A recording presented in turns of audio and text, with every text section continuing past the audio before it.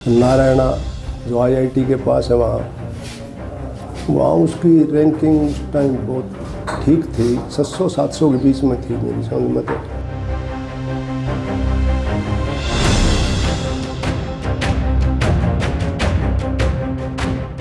कोशिश तो कर लेंगे, परंतु मुझे दिल में ऐसा लगता है कि भी स्टेज पर जाने के बाद में हमारी बात मानने वाला वो है नहीं। अब वो तो एक्स्ट्रा ऑर्डिनरी तो शुरू से ही था, पढ़ते समय वो शुरू में तो 3 क्लास तो वो ये न्यूटन पब्लिक स्कूल है कोसली रोड के ऊपर, फिर 5वीं तक उसने विवेकानंद आर्य नगर में है उससे की थी। उसके बाद में लॉरेंस में चला गया था। लॉरेंस से +2 करने के बाद में उसने 6 महीना कोचिंग ली। नारायणा जो आईआईटी के पास है वहाँ उसकी रैंकिंग उस टाइम बहुत ठीक थी, 600-700 के बीच में थी मेरी समझ में। तो और उसके बाद में एडमिशन हो गया तो वो कहने लगा कि फर्स्ट जो चॉइस है मैं उस आईआईटी के अंदर जाऊंगा।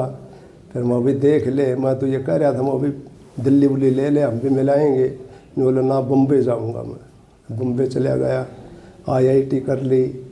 आईआईटी के बाद में कैंपस के अंदर उसके आते थे वो ये कंपनियां आती थी जॉब के लिए। तो उसने मुझे कहा कि भाई वो कंपनी वाले आते हैं और कैंपस से ही ले जाते हैं, क्या करूं।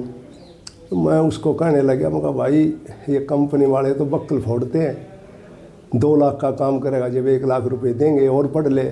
फिर उसने मास्टर ऑफ डिजाइनिंग करी। उस दौरान फोटोग्राफी का भी उसने काफ़ी चाव था, साथ साथ फोटोग्राफी का भी उसने मामला जोड़ा। वो भी उसकी अच्छी प्रोग्रेस मिली। और उसके बाद में उसने 6 महीना के लगभग दिल्ली एक कंपनी के अंदर सर्विस भी करी। फिर वो जो बेटी थी वो कनाडा थी, वो कनाडा ले गई उसने। 2-2.5 साल तक वहाँ भी उसने सर्विस करी कंपनी में, जो एक अच्छी वो रेपुटेड कंपनी थी उसमें। उसके बाद में कहने लगा भाई मैं तो नौकरी नहीं करूँगा और मैं तो इंडिया आऊँगा। तो मैंने यस कर दी, आ गया। आने के बाद में वह उसने फिर अपना दिल्ली चला गया। दिल्ली 3 महीने तक रहा। गर्मी का मौसम था, गर्मी उर्मी लग गई। उसके बाद में मैंने उसको टेलीफोन में वो मैसेज कराया व्हाट्सएप पर, भाई धन दौलत और साम्राज्य तो फिर मिल जाते हैं, परंतु ज़िंदगी चली गई तो फिर कुछ नहीं मिलेगा। फिर वो मसूरी की तरफ, धर्मशाला और मसूरी की तरफ चला गया। उसके बाद में उसने अपना ये फैसला ले लिया सन्यासी बनने का। जब ये फैसला लिया अचानक लिया गया या फिर पहले ही उनकी कोई ऐसा था कि वो इस वेश में जाए? वैसे तो इस साइड में तो उसका काफ़ी अर्धकुंभ था। उज्जैन में भी वो गया था, घूमता फिरता तो वो रहता था हमेशा। क्योंकि एक मेरे पास एक किताब थी राहुल संस्कृत्यान की घुमक्कड़ शास्त्र, वो भी उसने पढ़ी थी और उससे वो उस किताब से काफ़ी प्रभावित भी था। और फिर यहाँ सर्दियों के मौसम में तो वो उत्तरी भारत में शिमला मसूरी साइड में चला जाया करता। और अचानक तो फैसला हमें तो बताया नहीं उसने कि भाई मैं ये फैसला लेने जा रहा हूँ। यानी सोच कह सकते हैं उनकी धार्मिक सोच थी शुरू से ही? ना, इस मामले में तो वो ठीक था, उसकी सोच तो बहुत पॉजिटिव थी शुरू से ही। फिलहाल आप संपर्क में हैं?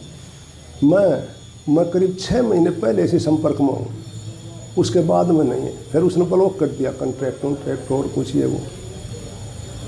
मैंने कोशिश भी करी, मेरी बेटियाँ भी कहती थी कि पापा उसे संपर्क करो। तो वो फिर धीरे धीरे वो टाइम निकलता गया। और अब भी मैं कोशिश में था, मुझे इल्म होया था कि हरिद्वार है वो, तो मैं कहा भाई उससे विजिट करते हैं। तो उसके बाद में फिर टाइम से निकल गया। तो अब वो वायरल हो गई है मीडिया के ऊपर। अब तो उसने फैसला ले। परिवार चाहता है अब वो घर वापस आ जाए? परिवार की क्या सोच है? भाई मैं तो देखो चाहता ही हूँ अभी वो घर वापस आ जाए, पर अब तो वो स्टेज उसकी निकल गई। अब तो गोपीचंद वाली वो स्टेज आ गई। उसकी माँ ये कह रही थी कि बेटे अंदर आ जा, घर गृहस्थी में और परिवार ने संभाल ले, तो उसने कहा कि मैं सन्यासी के बाद बनने के बाद में तो यह बात बनेगी नहीं। कर ले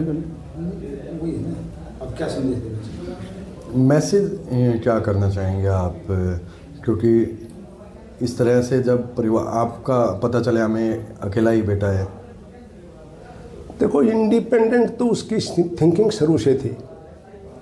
अब भाई अब भी मैंने एक वीडियो देखी थी, उसमें भी उसने ये कह रखा था कि भाई मैं ना गुरु बनाऊंगा ना चेला बनाऊंगा, मैं अपने हिसाब से ज़िंदगी जीऊँगा। तो उसने जो फैसला ले लिया तो ले लिया।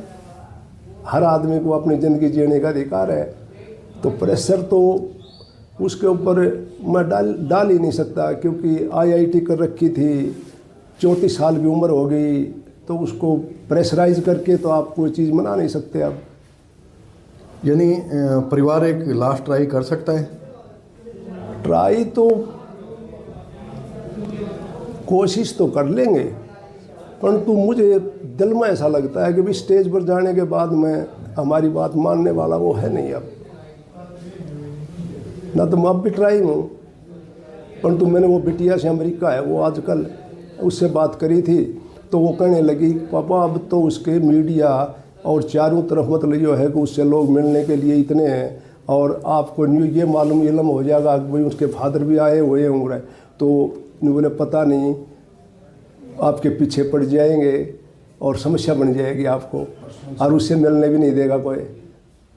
तो इस कारण ना तो मैं अब भी कोशिश में था। आप और आपकी मिसेज दोनों पढ़े लिखे हैं,